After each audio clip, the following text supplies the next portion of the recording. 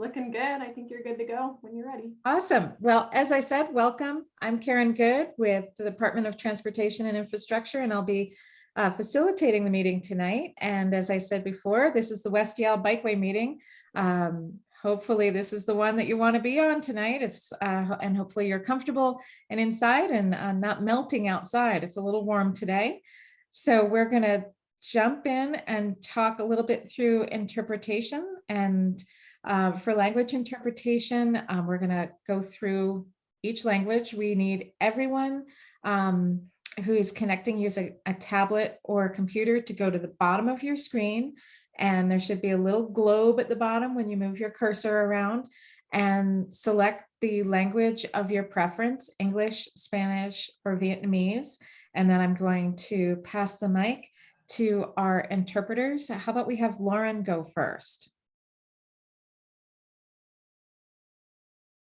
Lauren, you're muted. We have to, our jokester has to get unmuted. Let me see. Oh, there we go. Oh, See if we can unmute you, Lauren. Oh, I just Okay. unmuted you. There you thank go. Ok, để cho phiên dịch, làm ơn quý vị nối qua một tablet hoặc là máy vi tính vào cái quả địa cầu ở phía dưới bên phải của màn ảnh của quý vị. Rồi quý vị chọn ngôn ngữ mà quý vị muốn, Anh văn, Tây Ban Nha hoặc tiếng Việt Nam. Ok. Thank you. And Francisco. Buenas tardes a todos. Mi nombre es Karen Good y esta es la reunión de la infraestructura ciclista de West Yale. Y espero que todos se sientan cómodos adentro porque afuera está un poquito caliente. Y en todas nuestras reuniones son bilingües y estamos ofreciendo interpretación. Para escuchar interpretación, por favor, conéctese usando una tableta o computadora. Pulse el icono del globo en la parte inferior derecha de su pantalla y seleccione el idioma de su preferencia. Muchas gracias. Good to go, Karen. Thank you. Oh, I need to be good to go. I need to select English there. So the basic rules of engagement, a lot of you have probably been in a lot of virtual meetings, but use the chat box or raise your hand, which is at the bottom of the screen, to ask questions or about a topic. Ideally, you're not doing that right at the beginning and giving us a chance to give a little background, because hopefully we'll be answering some of the questions as we give the background on the project. And obviously we want everyone to be respectful of other meeting participants. That's both while you're speaking and in the chat. And please be respectful of our team. We worked hard. We really care about this project and we care about the community, and we want everyone to be able to stay and participate in the dialogue and hear from you. Then again, also please, in terms of being respectful, please do not use profanities or inappropriate language. And I need to learn this. Please speak slowly and deliberately to allow time for interpretation. Thank you. And we're going to pause a second so we can have our interpreters catch everyone up.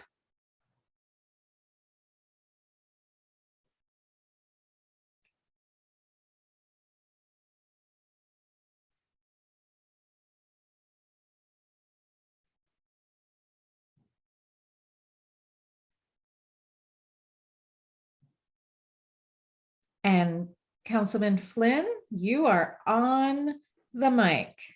We'd love for you to say a few words to the group.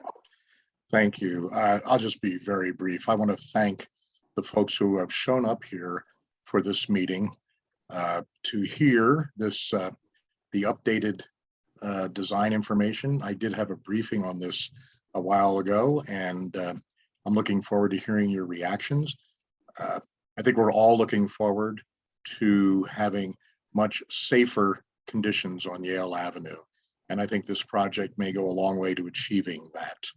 So I want to thank you for being here, the folks from the neighborhood. And I'm looking forward to your reaction. If you have anything that you want to tell me about it, you can feel free to email me at kevin.flynn@denvergov.org. My aide, Stacy Simonet, is also in this meeting. I can see her down below on the Brady Bunch screen here. and you can contact her as well. So thank you, Karen. Go ahead. Wonderful. So during the meeting, I mentioned this before, if you go to the bottom of your screen, you'll see the mute and stop video and all these lovely things. If you want to chat, the chat box is right down there in the bottom with a little quote. Your mic, we ask people to stay mute until we call on you, and we'd love to see your faces. So if you can keep your camera on, great. If you can't, we understand that. If you're on the move, if you're driving, please don't keep your camera on, and ideally pull over, especially if you're driving in West Yale. So with that, and then after, oh, sorry, there is a bit.ly at the bottom there, and we'll go back to that after, so that at the last slide, if anyone has any questions, you can go to the project website.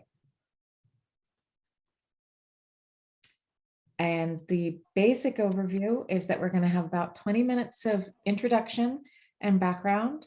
Then we'll give about the same amount of time to give a project overview and share the proposed design and schedule. Then we'll have a really generous amount of time for Q&A and a few minutes to talk through next steps and what to expect. So that's the plan, and we really look forward to jumping in and going over all this with y'all. As I said, I'm Karen Good. We also have our design manager, Wesley Dinsmore, here, our build lead, Abdul Sanwar, our planning lead, who is Taylor Phillips. She is the master of our slideshow, so she's doing double duty here. And we have our wonderful outreach consultant from Fox Tuttle, Alicia Zimmerman. So great team, and we've got a bunch of other team members on the call as well. So really looking forward to chatting with you, and I think I'll be handing the mic over to Miss Taylor. Yeah, thank you, Karen. So I am going to give us a quick background and overview of how we got here, how was this project identified, and what are kind of our goals and policies as it relates to mobility in Denver. So our goal here at Dottie is to move people safely and efficiently and to provide people more choice. We've got a goal to increase our bike walk mode share. That means how many people bike or walk to work to 15%. It's currently about 6 or 7 right now. The Denver Mayor's Mobility Action Plan, say that 5 times fast. So it's a bunch of really ambitious climate goals. We want to have 30% of folks biking, walking, or taking transit by 2030. We want an 80% reduction in emissions by 2050. And we want 0 traffic deaths on our streets by 2030. These are super, super ambitious goals, and it's going to take a lot of work to get there. So back to that goal of safer streets, we want, again, 0 fatalities on our streets by 2030, and we're doing everything we can to make that happen. A lot of what we're doing here tonight is we're talking about bicycle infrastructure and why is it important to provide safe places for people to bike. And that is because people walking and biking and on motorcycles and scooters are vulnerable road users, we like to call them. If you get hit by a vehicle, you get in a crash, you are highly likely to be sent to the hospital or to die. Whereas folks in cars are a little bit safer, a little more protected. So we're really focusing on making our roadway network as safe and comfortable as possible for folks walking and biking, scootering, and motorcycling. So again, why are we building bikeways? So like I said, to improve safety, we also have an ambitious goal of building 125 miles of bikeways by the end of 2023. We're well on our way there, about halfway there at about 74 miles. Like I said earlier too, we have that 15% walk and bike mode share, and we're trying to really provide more options for folks to get around so that you don't have to drive. We're not saying that we want to disincentivize or discourage people or to not allow people to drive to get around, because we recognize that that is an important mode in our system. We're just hoping to provide a little more options so that those who can walk and they can bike to the grocery store, to their jobs, or to their friends' houses, wherever they need to go.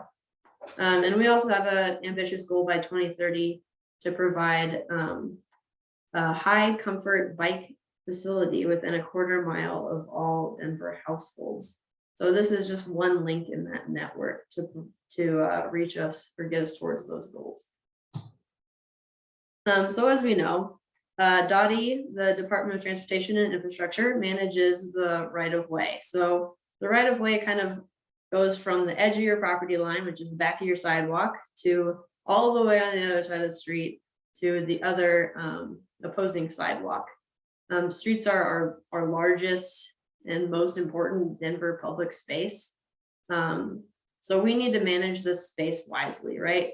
We need to make sure that there's room for everyone to move safely and efficiently on our streets.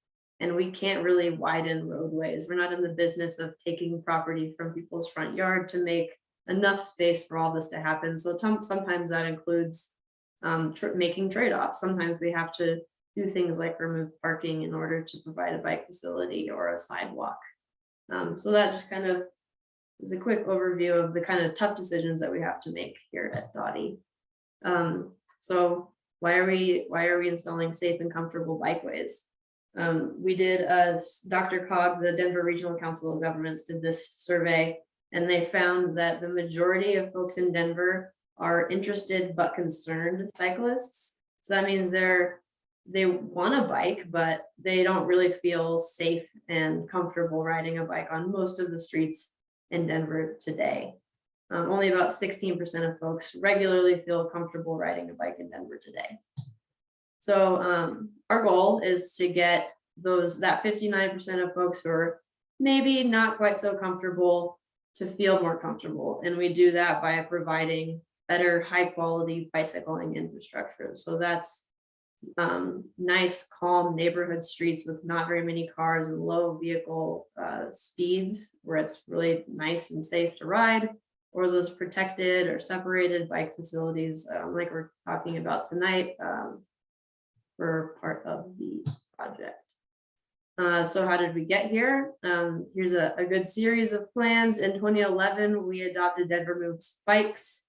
And then in 2015, and in 2011, West Yale was identified in Denver Moves Bicycles. In 2015, we updated the plan, and West Yale was still again on the map of bicycle facilities that are recommended. Yale was then identified in 2018 as a bicycle priority corridor in Denver, right? And then this year, we identified the opportunity to install a bikeway on the road through our paving program. So there are a number of ways that we improve the streets and implement bikeways and other improvements in Denver. This is just one of them. So we're trying to make sure that when we go out there and we rip up the street, that we're putting it back better than we found it. So we want to make sure that we improve conditions on the street, and we aren't wasting money by coming back and doing this project another time when we'd have to get different crews out there and it would cost more money. So we're really trying to be good stewards of public money by identifying these opportunities when we're already out there doing projects in the community. So this is just one of many projects happening in the neighborhood right now. We're not going to go into detail on any of these other ones tonight, but a couple of other ones that are going to be happening in the next year or two. We've got the Irving and Bates bikeways that will be going in probably 2023. We've got a couple of Vision Zero projects. So there's a Vision Zero safety audit on Sheridan. We've got a bunch of safety improvements and signal projects all along Federal Boulevard. We've got these little pinkish dash lines show where other streets are going to be repaved. And then we've got some sidewalk gaps that are going to be filled on Federal Boulevard as well. And with that, I think I'm going to pass it off to Wesley, who's going to give us an overview of the design and what we're thinking. Thanks, Taylor. I'm just going to jump in real quickly and give a 2-second chance in case anyone has any questions on the big picture of how we got here before Wesley jumps into a little bit more of the project detail. And I don't see anyone in chat and don't see little dots of anyone writing, but just thanks so much. And we'll jump to Wesley and he can talk a little bit about our project study area and the project itself. Thanks, Karen and Taylor. Everyone, my name is Wesley. I'm an engineer with Dottie, and I'm here to talk, just like Karen said, about the project area and the project itself. As you can see on this slide, this is our study area for this project. It's Yale Avenue that extends from Sheridan all the way to Irving Street, which you should hopefully know by now. This map shows what was identified in the Denver Moves Bikes plan. You can see the blue dashed line in the middle of your screen identifies this facility as a buffered bike lane, and we'll get into what that means in just a minute. And it's going to extend from the from the existing facility on Yale Ave at Sheridan all the way down to Irving Street. Next slide. So here's what we have on the corridor today, and most of you will be very familiar with this. You can see a photo there on the right side. This road is classified as a collector. The posted speed limit is 30 miles an hour. While there are sidewalks, they are attached to the road and quite narrow. Yale Ave right now is a gap in the bike network between the existing bike facility west of Sheridan Boulevard all the way down to the new bike facility that's being constructed at Irving Street.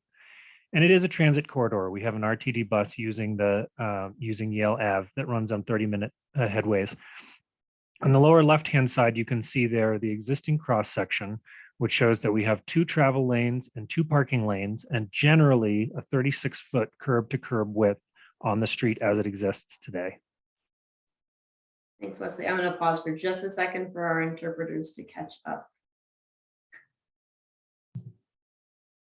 And I think we're good to go. Take it away. When we start doing projects like this, we collect speed and volume data for the existing traffic in the area. Like we mentioned, the speed limit on Yale Ave is 30 miles an hour, but when we collected our speed data, we found that the 85th percentile speed was as high as 37 miles per hour or 39 miles per hour. Now that refers to the speed at which 85% of traffic is traveling either at that speed or slower. So that's quite high, that's elevated. That's higher than what we want for a street that's limited at 30 miles an hour. We also found that there are about 9,400 vehicles that use this section of Yale Ave on a given day. We also went out and collected parking data. You can see on your screen, we've identified there are some spots on the corridor where no parking is permitted, but everywhere else, when we collected this parking data, we found that the occupancy was between 0 and 15%, which is quite low. That means that on every block face, there were either no cars or that less than 15% of the length of the block face was occupied by vehicles. And parking data is collected in the morning and in the evening when people are home from work. We also do an analysis of crash data along the corridor. You can see that this is a summary of the crashes that have occurred. We had 85 total crashes, including 4 pedestrian and 2 bicycle crashes.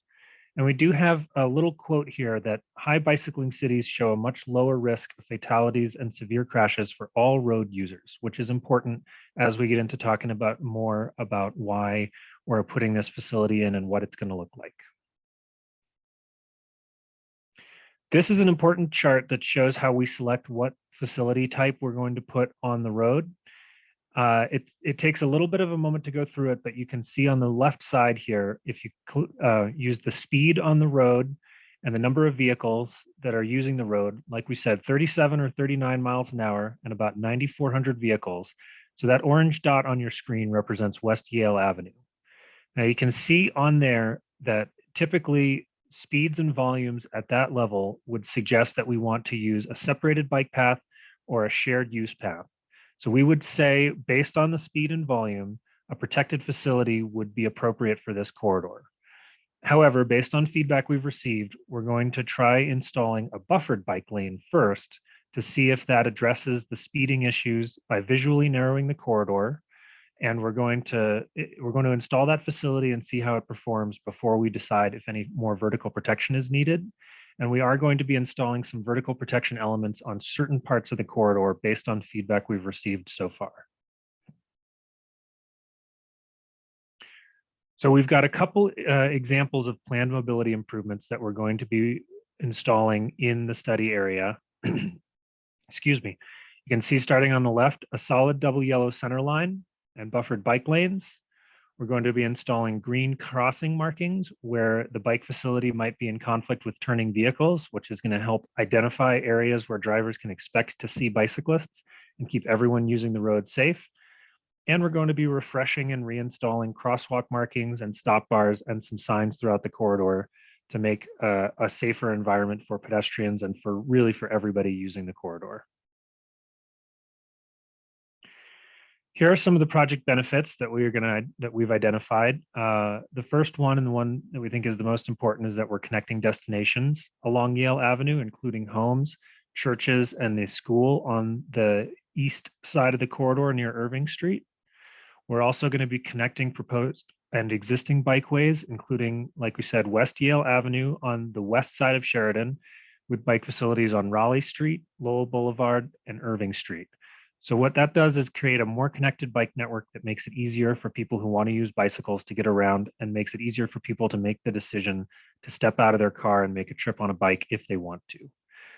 We're also going to provide a dedicated bikeway, which we believe will reduce vehicle speeds on the corridor by visually narrowing the roadway.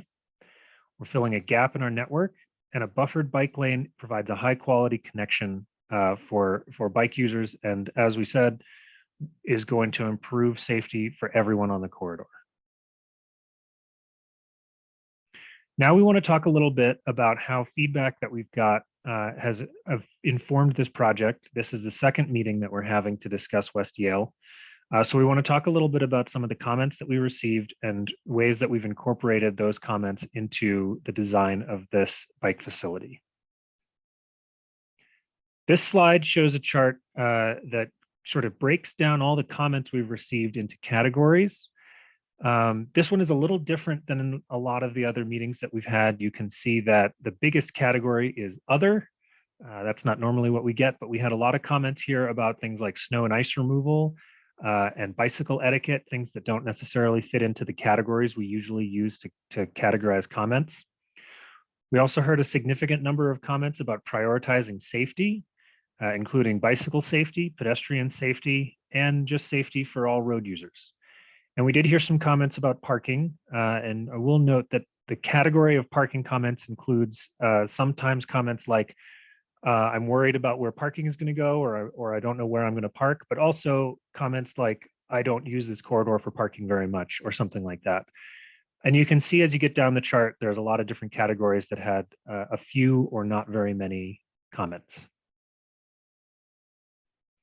So here are some of the most commonly noted things that we heard. The number one comment that we got was that the south side of the corridor is frequently icy during winter months. We've heard complaints about bicyclist behavior, putting pedestrians at risk. We've heard concerns regarding driveways along the corridor. Heard comments about how people want vertical protection for the bike lane to protect bicyclists and separate people from traffic. We have heard requests for sidewalks where there are missing sidewalks along the corridor, and we have heard concerns about the loss of street parking. So we want to address, first of all, the icy roadway and the drainage issue. These concerns have been reported and internalized at Dottie. So we do hear that there's an issue with ice and snow collecting on the roadway. One thing that we want to mention very specifically is that bike lanes are considered travel lanes. And so once this bike facility is installed, it's important to the city, it's important to Dottie that we keep our travel lanes clear of ice and snow. And so once the bike lanes are installed, they'll be getting special passes from equipment that will remove ice and snow from the bikeway. So we've heard the south side drainage and ice concerns, and those will be addressed. Another comment we've heard is safety for all users. So what's going to be happening on the road is that you can see a little bit is drawn on here. We're going to be installing buffered bike lanes that are going to visually narrow the roadway, which will make it a little bit less comfortable for people to speed. And it will encourage predictable behavior by people on bicycles and motorists so that everyone knows where their space is on the road. which will improve safety for all users, including bicyclists and people in cars and people walking down the street. So here, I do want to take a moment to show this cross section on the left side here. The travel lanes are going to remain the same. There's going to be the same 10-foot travel lane, but instead of a parking lane on either side, there's going to be a 2-foot wide buffer and a 6-foot wide bike lane. And if you add that all up, you get the same 36 feet curb to curb that we have currently out on the street right now. And what that does is that provides a safe space for bicyclists along the side of the curb, including a buffer between a bicyclist and a car in order to give everybody on the road their dedicated space to delineate the roadway and to make sure that we have a safe place for everyone to use the road. We are going to be doing some enhanced treatments at intersections. You can see an image on the left, and I apologize, it's an engineering plan, so it's not necessarily, it's not the right colors, obviously. We're not going to be out there with bright blue paint. But you can see, if you look closely, an example of an intersection. We're going to be restriping the crosswalk markings and the stop bars to improve visibility. We're going to be adding green conflict markings to show where bicyclists are supposed to go when you go through the intersection. And you can just barely see, but we're going to be adding some vertical protection elements on the approach to each intersection, to each signalized intersection. So that's going to designate space at the intersection for all mode users, improve visibility, and improve safety for everyone. Now, we do know there are going to be some questions, especially about parking. So we wanted to bring up some of these questions and address them first. For example, Americans with Disabilities Act, ADA or handicap parking. We do have a process for people who need ADA permits. There will be contact information on your screen at the end of the presentation. So please do reach out to us and contact us for more info. The most important one is probably the trash, or I guess the one that's going to have the most impact to a lot of people. Please put your trash, recycling, and compost containers in the buffer, which makes it easiest for the crews that come by to collect and keeps the bins out of the way of people using the bike facility. If you have landscapers or home renovation, they can either park in your driveway or on a side street, or you can apply for a permit to close the bike lane. And again, we'll have contact information up on our screen at the end of the presentation. Please contact us for more info. And the last one is delivery vehicles. Delivery vehicles need to park on the side street, and vehicles are not permitted typically to park in a bike lane. We did find, and you'll recall from the parking slide we showed earlier, that parking on West Yale Ave is very low utilization. So not a lot of parking on West Yale Ave currently. And the side streets generally also have low utilization. So based on those two things, we are not particularly concerned about the availability of parking. And then with that, I'll hand it back over to Karen. Oh, Karen, I think you're muted. Yep. Great. Thanks much. So just 2 seconds and we will get to, well, 2 slides. We'll get to questions, but I also wanted to mention, I think we do have somebody that has called in.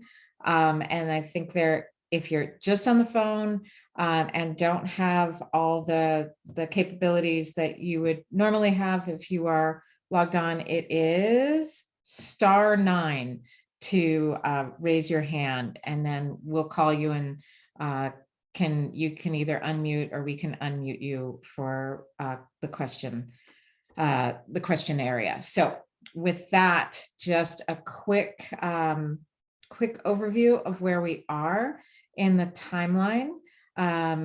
This, as we've said, we've got a lot of, Taylor went over some of our past larger scale planning projects, such as Denver Moves Bikes, Blueprint Denver, and that we had our Educate and Understand meeting in March. We're here at the design intent. The next steps are based on your feedback to finish that design and look at an install early summer. It feels like summer today, but technically it's not early summer. It's still May. So we're talking in more the June, July timeframe, I believe. Wesley, I'm looking for a nod from you in that. Yeah, August-y. Are we talking August-y? There we go. So I'd call that more late summer than early summer, but nonetheless, midsummer. So that's where we are in terms of schedule. And we have some of the big things that we want to talk through are making sure that folks know about this. So we're going to do a quick poll. A poll will pop up on your screen and be up there for about a minute. And it's just for you to share, you can your preference for how to notify you as we move forward in this project. And you can click more than one thing. Councilman, we have you on the list and your newsletter, not shockingly. We didn't ask first, but we figured you'd be okay with that. So with that, we'll roll into the poll and we'll have that up for about a minute. And then I see we started to get some questions, and we'll get to the questions from Holly about the length of time for the install, but let's do that poll first.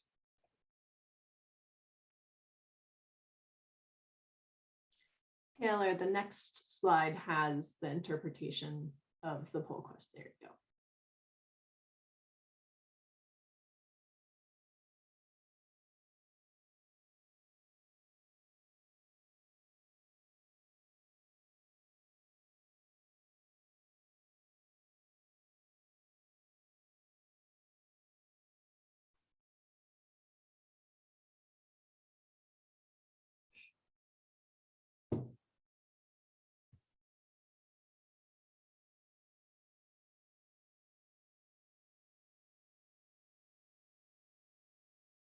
I love seeing the live results.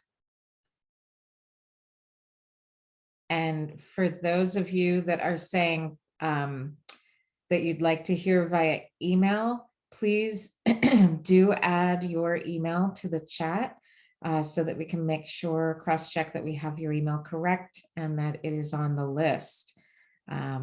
Those saying council newsletter emails, you should be covered because I know the council has a great contact list.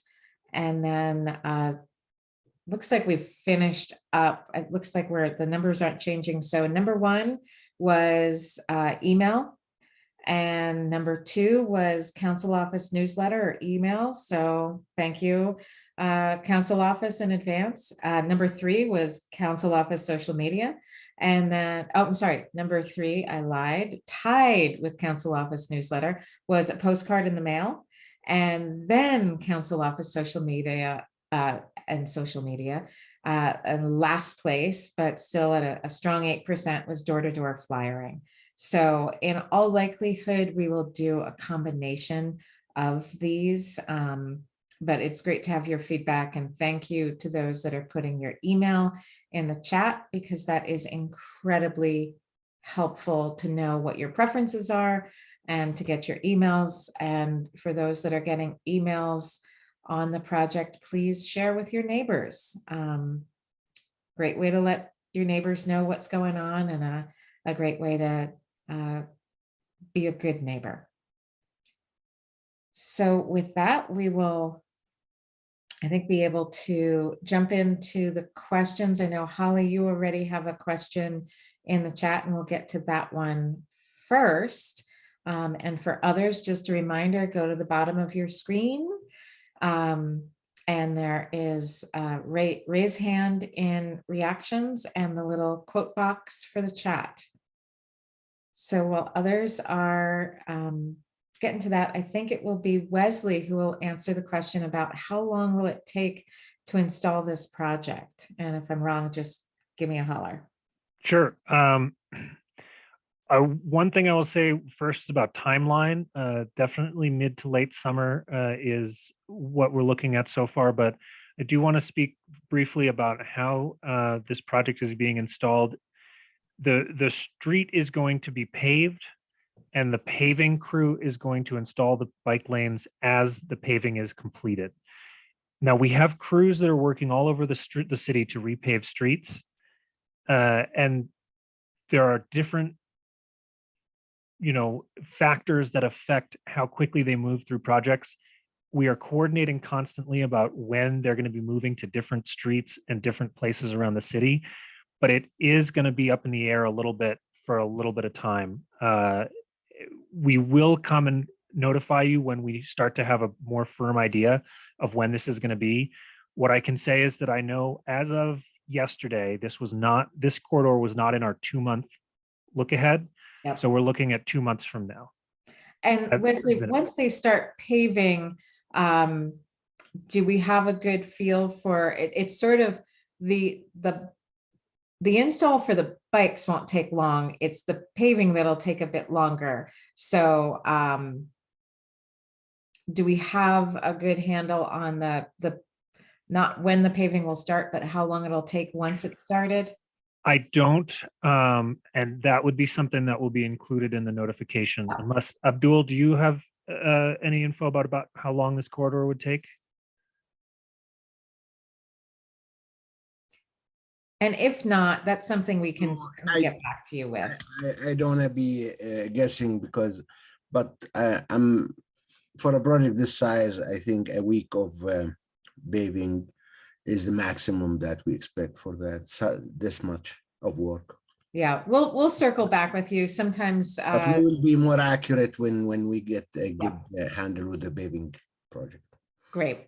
Well, as I said, and that's a big reason why we did that poll and wanted to get your best way to contact people, so that as we have more information on some of those pieces and parts, we'll be able to communicate a little bit more. So stay tuned. The actual bike facility will be a very quick install. It's the paving that'll take longer, and Holly says 2 weeks or a month. It's sort of it's sometimes one thing comes in terms of rotomill, and then the overlay may be paused, and there's always challenges with weather. We have to work around weather. So we'll have more information as we get closer to that. And I see that Dean has his hand up. I do, thank you. I'm Dean Lawson, I live on Lake Ridge, and I use Zurich southbound to Yale, turn west on Yale, and then turn south on Sheridan a lot, almost every day. Right now there are three lanes there, and I'm curious as to how you're going to preserve the left turn lane southbound with the light activated, obviously, and still get the bike lanes in there. Wesley, is that you? Certainly. Awesome. I don't have an image of it to share right now.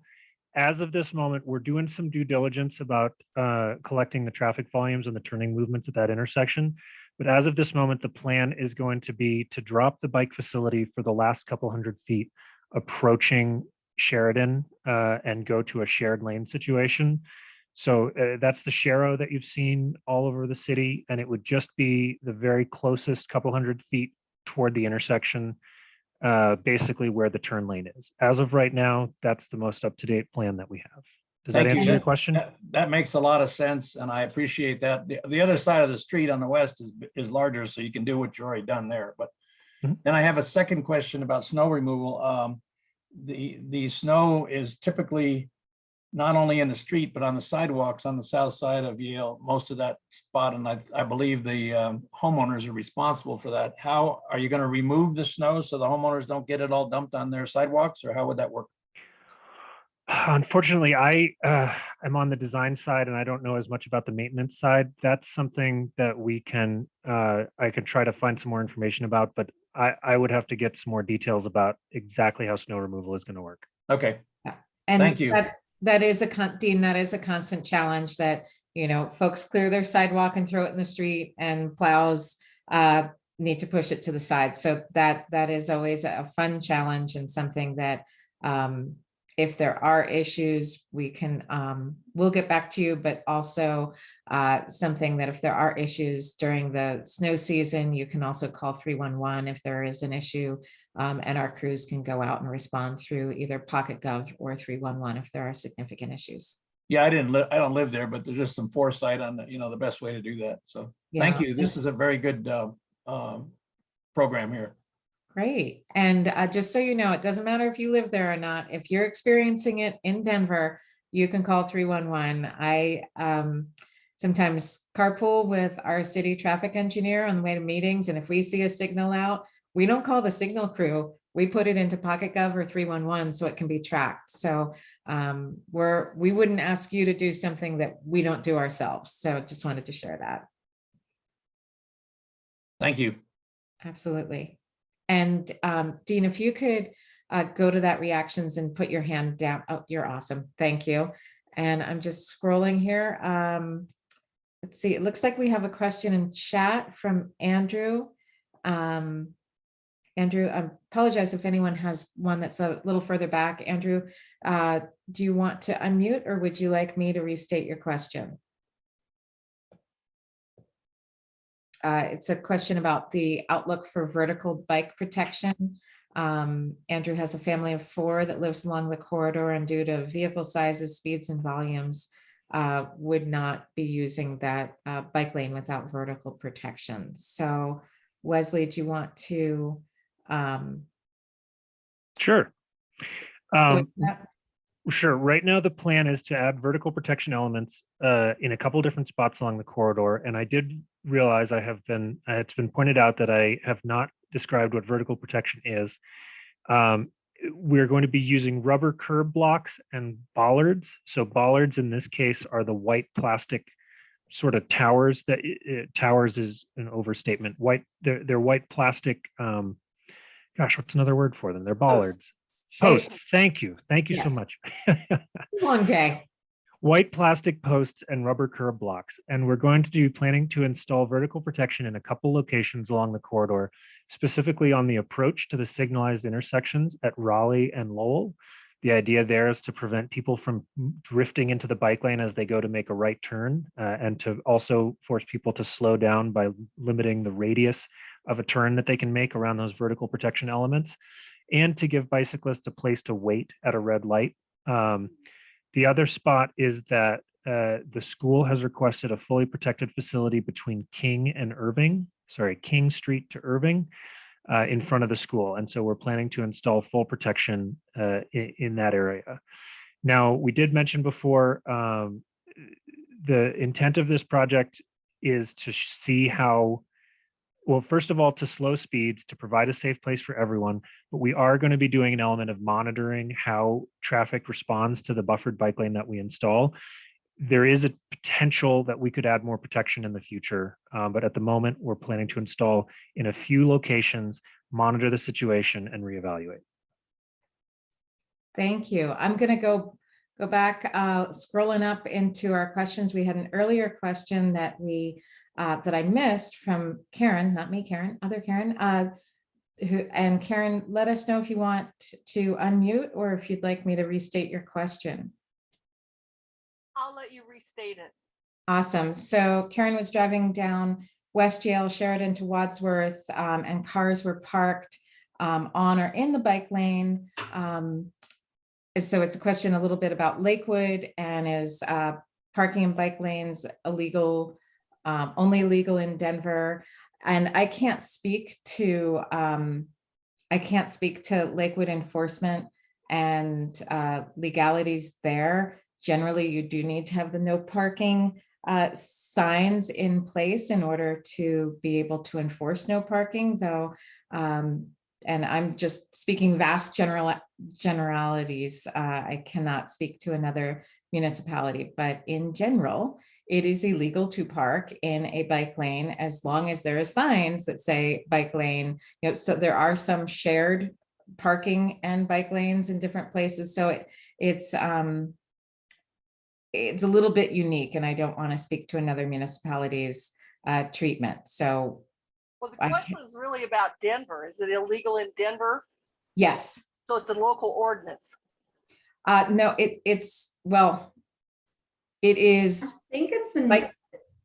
I think that technically, I might be wrong on this, but I think that technically, since a bike lane is a travel lane, Correct. you are not allowed to park in it in any city in at least the United States. Yes, and where I was going with, I'm not familiar with Lakewood's facility. there are some municipalities that have shared parking and bike lanes, and they are signed as such. So it really, it does tie back into the signage often around those bike lanes. But yes, it is illegal to, generally, it is illegal to park in a bike lane.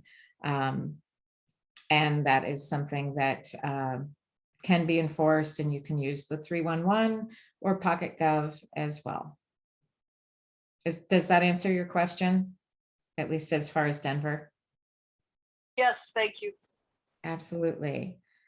And Holly has a question. Holly, do you want to talking about concern about where you'll park your car and charge my car during the install?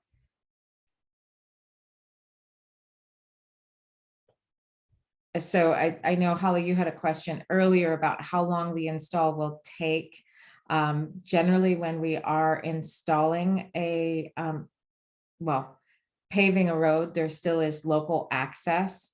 And if folks are parked in a street during paving, say in front of their house, and they didn't, we usually employ something called a short tow, where we literally tow you off the area that we are working to place your car around the corner, no ticket, just getting you out of the way so our crews can go through and do a repaving. And then in the evenings, you're generally able to park on the street or have access to your driveway. And some of those detailed questions we can connect you when we're a little closer with the paving crews and go through any specific concerns and details you have related to your house and your access.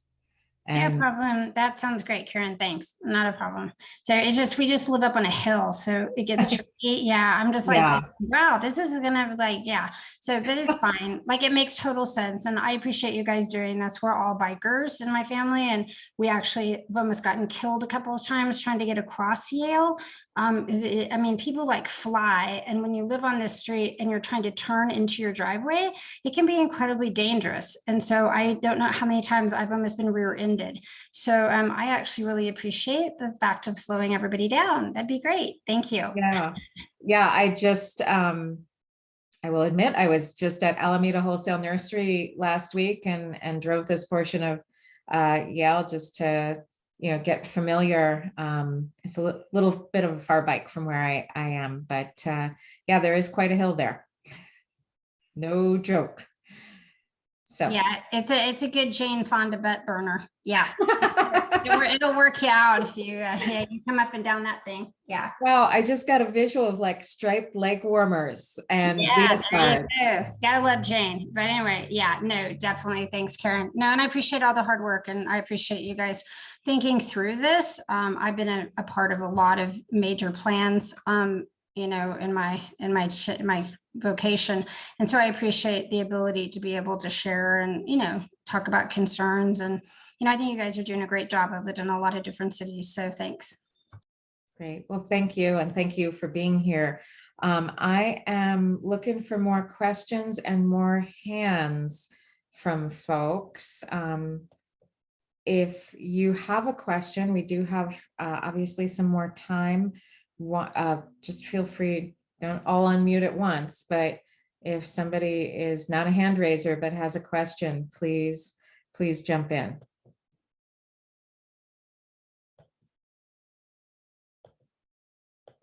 Okay, I don't know what to do with this, really? Come on. It looks like maybe our person that's calling in for maybe trying to connect, and it's *9 to raise a hand.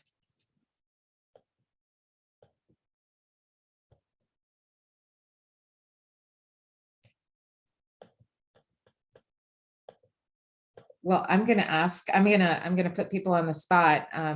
Don't worry, it's Councilman Flynn. Do you have any additional comments or questions that you might want to ask or Stacy, so that you have information as constituents give you a holler and want to know a little bit more?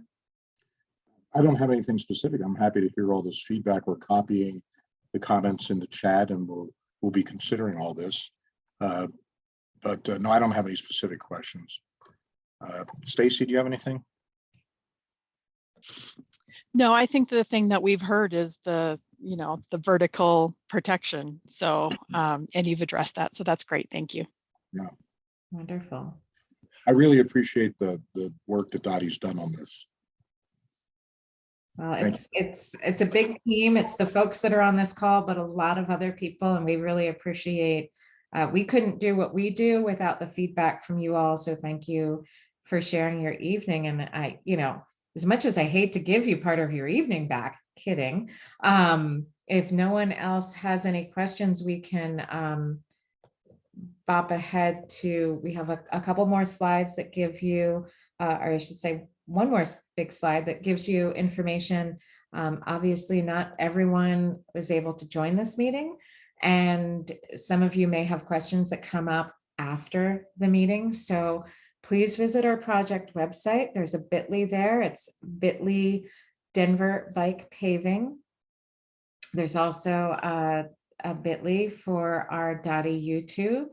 And as we said, that construction schedule is still TBD. Once we have more information, we will probably over communicate, and you'll be really sick of hearing about it, but we certainly will use the council newsletter. We will use your email if we have it in the chat here. So we'll do a lot of coordination and try to get that information out in as many ways as possible. And you are always welcome to email us at bikes@denvergov.org. And please include that West Yale Ave bike lanes in the subject so we can get it to Wesley and our team. And you can also call our hotline at 303-223-6575. You will not get any Ginsu knives for $19.99 if you call that, but we will certainly give you information on the project and provide you with answers to your questions. All right, well, thank you all for being here. We appreciate you, and have a wonderful night. And I hope everyone gets to go out for a little leg stretch and get away from the monitor for a moment.